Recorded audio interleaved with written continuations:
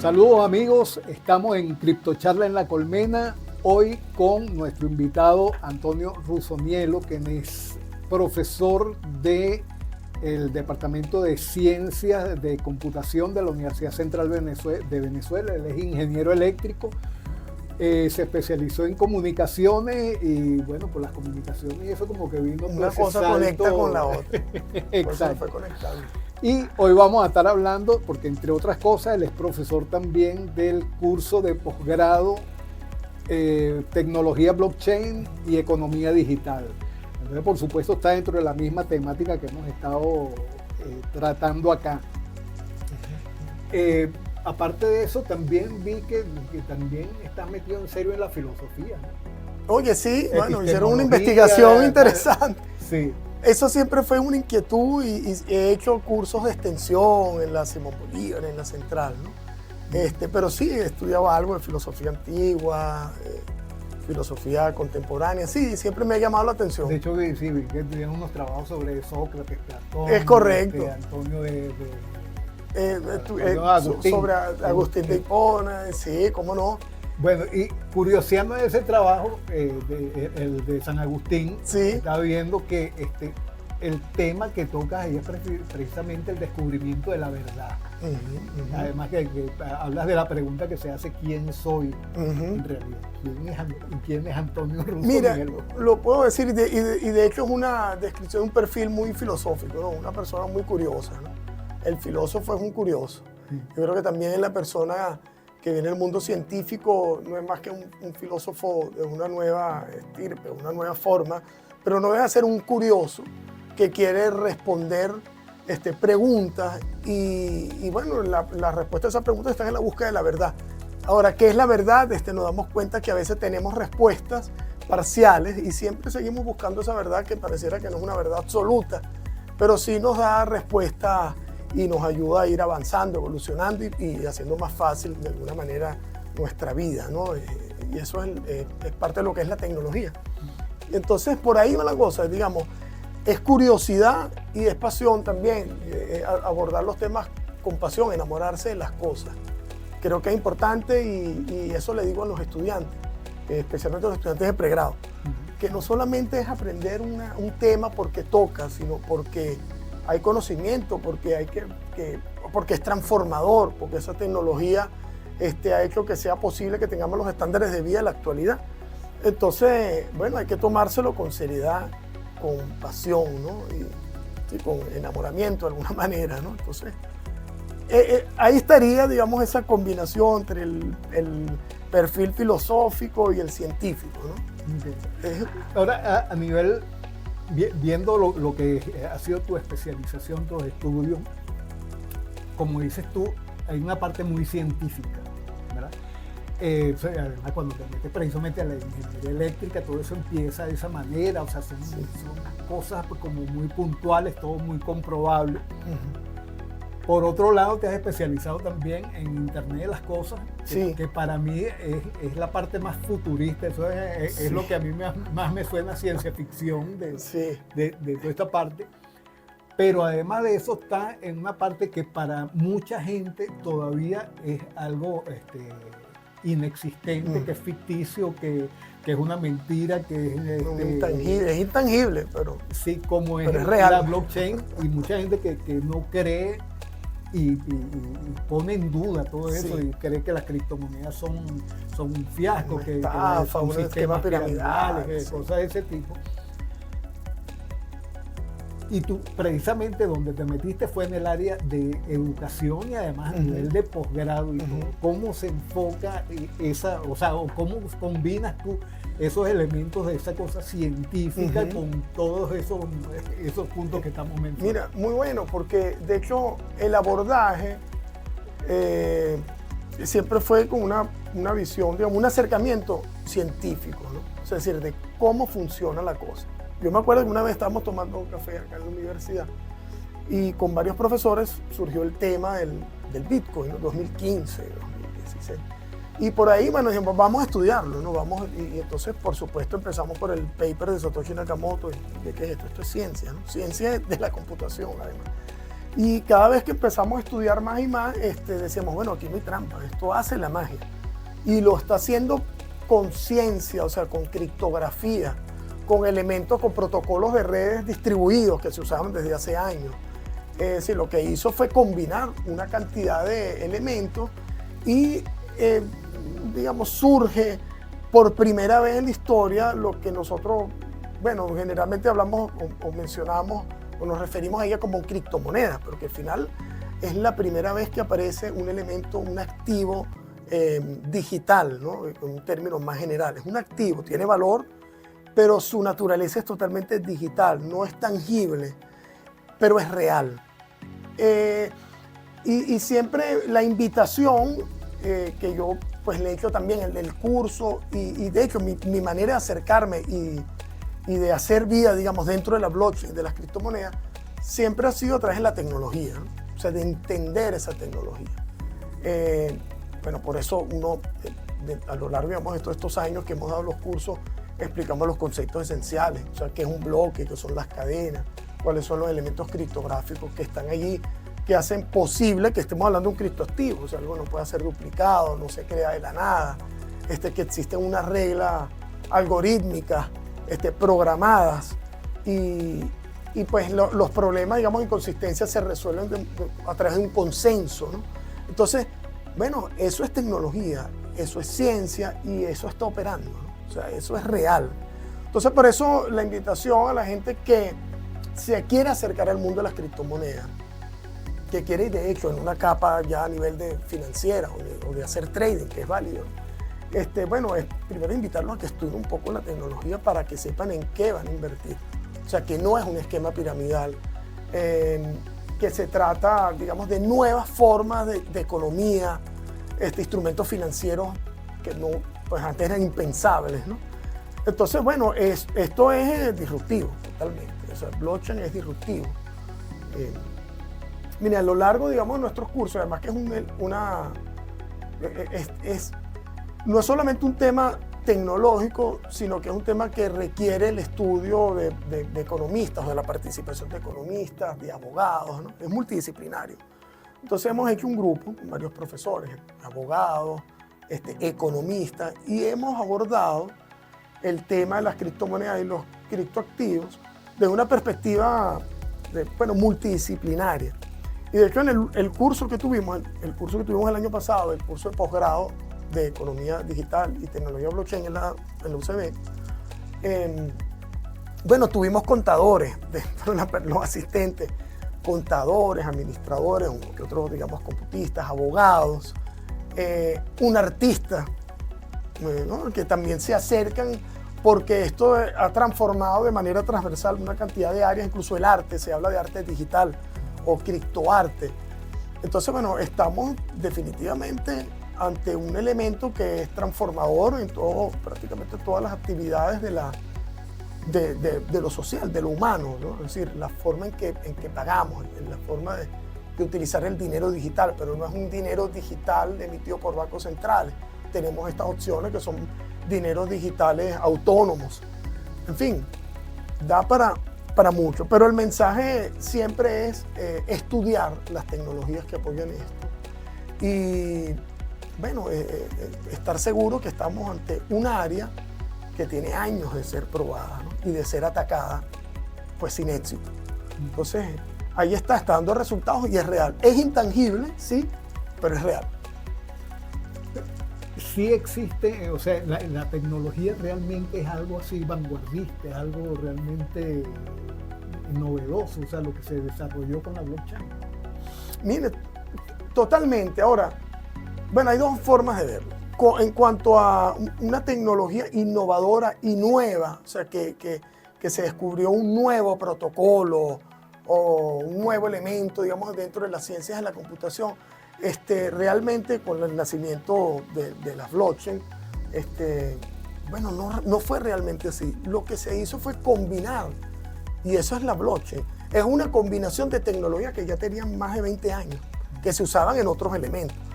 Por ejemplo, cuando establecemos cuando hacemos una transacción bancaria se usan algunos protocolos criptográficos, cuando se hacen algún tipo de intercambio de material por las redes centralizadas se usan unos protocolos de red. Lo que hizo específicamente Satoshi Nakamoto fue combinar estos elementos y esa integración, ese producto final es lo que nosotros hablamos como blockchain, ¿no? O sea que realmente fue lo innovador en la manera como se integraron las tecnologías que estaban allí para dar con el resultado final.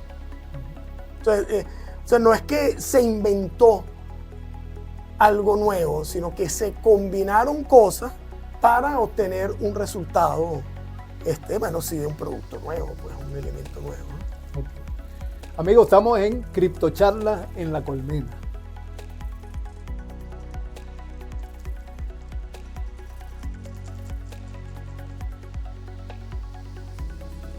Bueno, amigos, seguimos con Antonio Rusonielo, profesor de computación, ciencias de la computación en la Universidad Central de Venezuela.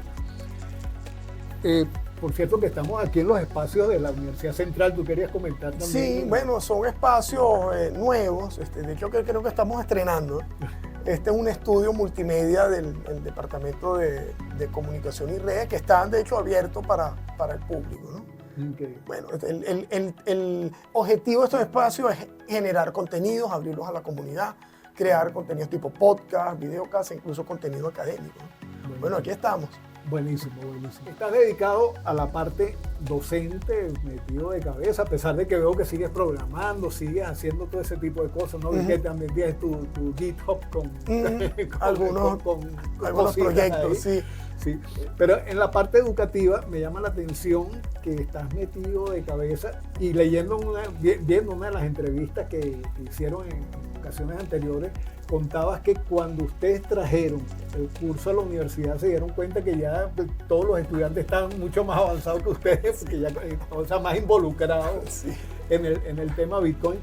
¿Cómo fue esa experiencia para ti? ¿Cómo fue entrar a este mundo? ¿Qué fue lo que te despertó el gusanito? Claro, ya tú venías con toda la parte de comunicaciones y todo eso, que de alguna manera hay un vínculo, ¿no? Tú decías ahora que una cosa lleva a la otra. Sí, claro, primero la curiosidad de acercarse al paper y ver que funciona, que es una tecnología definitivamente disruptiva y tal.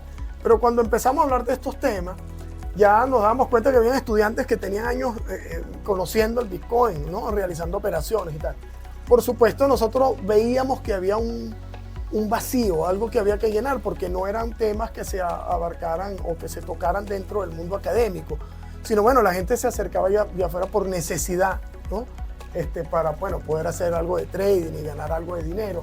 Pero hacía falta cubrir, digamos, ese vacío, pues, académico, y ese vacío, como les venía comentando, incluye bueno, la parte de ciencias de la computación, la parte legal, el marco legal, el tema económico para entender esos nuevos modelos. Por ejemplo, en Bitcoin, cuando uno va a explicar, bueno, mira, es un modelo deflacionario, bueno, son elementos económicos, cómo se genera el dinero, o sea, cómo se emite el dinero. Entonces es como una especie de banco central descentralizado. Entonces la gente te pregunta, no, pero alguien tiene que estar detrás de eso. Bueno, sí, el que está detrás de eso es el código, ¿no? Que es autónomo, o sea, se codió, se codificó, se programó y se ejecuta, o sea, sin la participación humana, ¿no? Entonces, claro, sí veíamos que los estudiantes conocían, pero no sabían cómo funcionaba o qué había detrás. Y bueno, esa es una necesidad que había que cubrir. Y pues a partir de allí, bueno, empezamos a ofrecer cursos de extensión, cursos a través de varias instituciones educativas del país, ¿no? Y bueno, sí, así, digamos, nos hemos mantenido. Sí existía como una necesidad de certificar o de ofrecer estos cursos a nivel de posgrado, que fue la iniciativa que iniciamos el año pasado, y en eso estamos, ¿no? También apostando, digamos, este año al mismo curso, que los invito a que se inscriban en las páginas del posgrado, ¿no? De la UCB, posgrados de computación. Pero eso es específicamente como posgrado para la UCB, porque tú me habías comentado algo también de unos cursos que tienen, que ya no es a nivel de posgrado, que puede ser para cualquier persona. Bueno, fíjense, nosotros, el curso de posgrado realmente se maneja de dos maneras, ¿no? El estudiante que va a hacer un posgrado de computación, si toma este curso, bueno, digamos, se les suman, se les consideran los créditos de la materia. Pero cualquier persona que venga, pues cualquier profesional que no quiera hacer el posgrado de computación puede igual cursarlo y se le da un certificado, ¿no? Por supuesto, esos créditos no tienen un valor porque no está haciendo el posgrado de computación, pero sí se le da un certificado. Y ahí entran lo que les mencionaba, personas, digamos, contadores, administradores, cualquier área profesional. Por otro lado, por supuesto, se dan temas, digamos, entrenamientos a empresas o, digamos, a particulares, a cursos particulares. Eso también ha sido otra de las áreas que con otros profesores y profesionales hemos atendido, ¿no? a lo largo de estos años. Entonces, en resumen, la entrada de Antonio Rusumelo como tal es por cuestiones investigativas, eso es lo que te lleva al mundo de la blockchain. Sí, porque mucha gente, por ahí me dijeron una vez, oye, cada vez que sube el precio de las cripto te aparecen familiares, ¿no? Te aparece un hermano, un primo, un amigo haciéndote preguntas de cripto, ¿no? Entonces yo siempre lo digo y lo digo así, es la verdad, o sea, no soy un especialista financiero, ni hago trading, puedo comprar y vender, ¿no? Pero mi tema y lo que me fascina es el tema tecnológico, realmente. O sea, por ejemplo, cuando te hablan de un contrato inteligente, ¿qué es eso? O sea, un programa que se ejecuta de manera descentralizada, sin participación humana, que puede tomar decisiones para ejecutar ciertas acciones para instrumentos financieros descentralizados. Dice, bueno, ¿cómo funciona?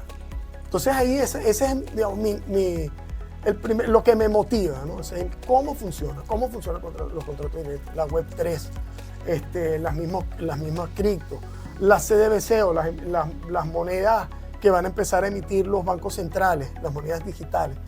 Bueno, ¿qué las hace descentralizadas? ¿Cuáles son los pros y los contras cuando comparas con criptomonedas full, digamos, descentralizadas y libres, ¿no? Entonces, eso es lo que me motiva, el cómo funciona, principalmente es eso, ¿no? Y luego uno combina, yo no estoy negando que las otras capas sean importantes, por supuesto, es importante el tema de trading y las personas que me preguntan a mí, les digo, bueno, tú tienes que buscar un especialista y entrenarte, pues es una ciencia también, y a veces es un arte, ¿no? Entonces, bueno, hay que entrar con responsabilidad, ¿no? Si vas a hacer tecnología, o vas a programar un contrato inteligente, bueno, tú buscas especializarte o certificarte en el área. Si vas a hacer trading, buscas un especialista. Si vas a invertir, buscas un consultor que te dé, digamos, unas señales, una recomendación. Entonces, bueno, al final lo importante es prepararse. Hay que prepararse. Si no, estamos ahí improvisando, ¿no? Ahora, una cosa que yo he estado notando es que a pesar de la enorme participación que tienen los venezolanos del mundo cripto, no lo hay a nivel empresarial, no se ha creado todavía ese vínculo.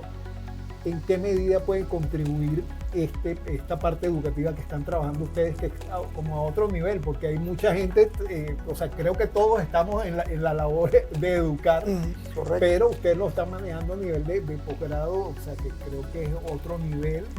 ¿En qué medida puede contribuir eso a cambiar ese panorama? Porque creo que es una de las necesidades que hay.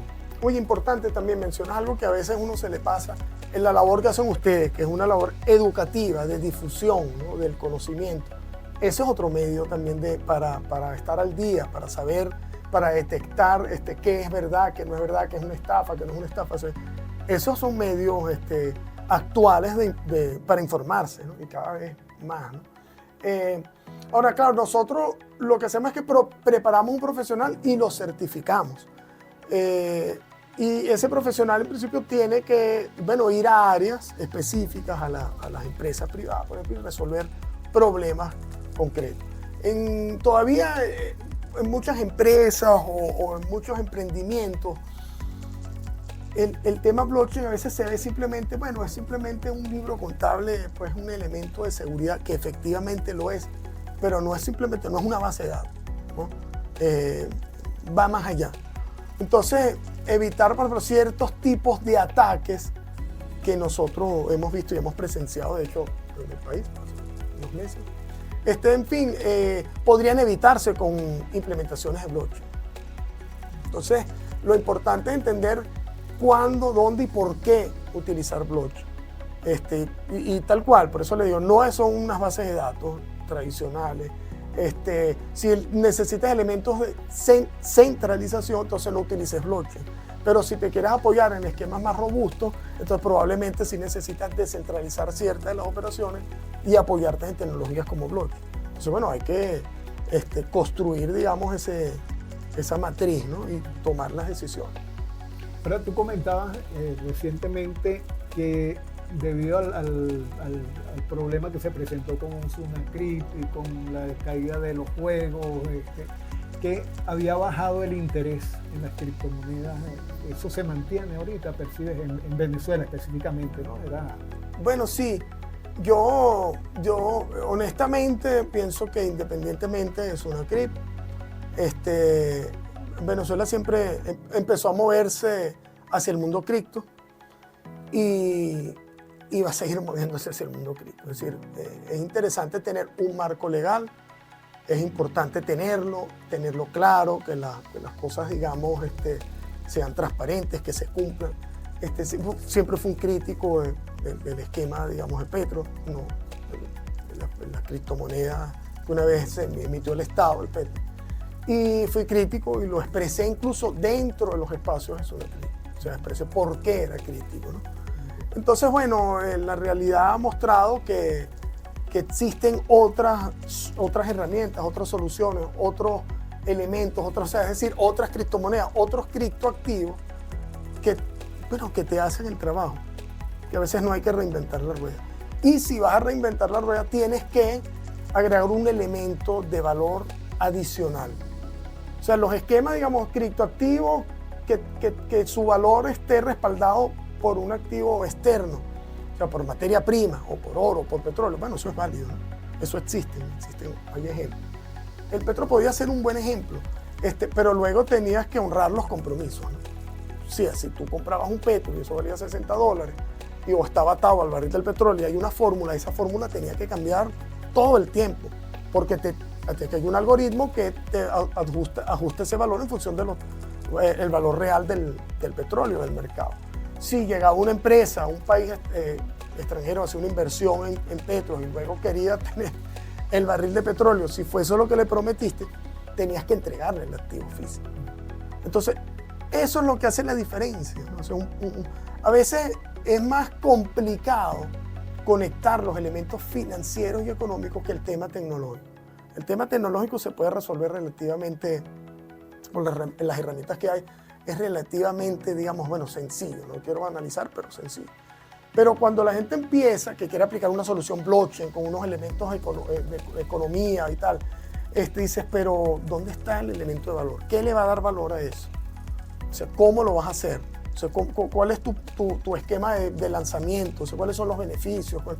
Ahí empiezan los problemas, digamos, esas propuestas a hacer agua, ¿no? Entonces, eso es importante, es decir, por eso, o sea, no verlo desde una única arista, o sea, hay que verlas de todas las aristas y por eso nosotros insistimos, digo, el grupo, digamos, de los profesores que digamos, formamos en esta área, es que se vean todas las aristas, y eso es lo importante. Bueno, amigos, escuchamos a Antonio Rusomielo. Vamos a darle unos segundos para que nos diga qué crees tú que nos falta hacer, hacia dónde debemos enfocarnos. Mira, definitivamente enfocarnos en facilitar el uso de las criptomonedas, digamos, hacerlas más amistosas, ¿no? Más amigables. O sea, por ejemplo, una dirección Bitcoin es algo que uno la ve en una cartera de alfanuméricos ahí. Entonces, bueno, que ya hay soluciones que empiezan a utilizar, digamos, un correo electrónico, o sea, tipos de esquemas. Es decir, que se pueden hacer pagos con esquemas más amigables, ¿no? Con códigos QR. El tema es que, claro, cuando empezamos a ofrecer estos servicios, entonces perdemos un poco de la fortaleza de las blockchain porque perdemos algo de descentralización, empezamos a centralizar cosas. Bueno, hay que buscar ese punto intermedio. Hay que educar a las personas en el sentido que bueno, tarde o temprano las criptomonedas van a ser digamos, a ser el dinero de uso corriente. Lo está haciendo, todavía falta mucho. Por ejemplo, otro elemento importante es que que podamos establecer valores de productos o servicios en criptos y que no estén fluctuando demasiado, ¿no? Eso es otro elemento que hay que, bueno, resolver, ver cómo el mercado quizás estabilizar un poco esos precios. Aunque bueno, eso no es alguna decisión que toma alguien, ¿no? Eso es una dinámica del mercado. Pero bueno, son cosas que hay que resolverlas. Mire, definitivamente las criptomonedas son un éxito total. Los criptoactivos llegaron para quedarse. Y la principal señal es que los bancos centrales están siendo obligados a incorporar tecnología blockchain para de alguna manera contrarrestar las fortalezas de la realidad de las criptomonedas. Por eso aparecen los bancos centrales con sus esquemas de monedas emitidas por ellos, monedas digitales, que son esquemas centralizados que tienen algunos elementos de blockchain, las pueden tener. Pero bueno, eso es una señal de que es exitoso y que bueno, es imparable. Eso es imparable. Bueno, muchísimas gracias por aceptar la invitación. Gracias a ustedes por la invitación y bueno, estamos a la orden. Muchísimas gracias. Y muchísimas gracias a ustedes por acompañarnos.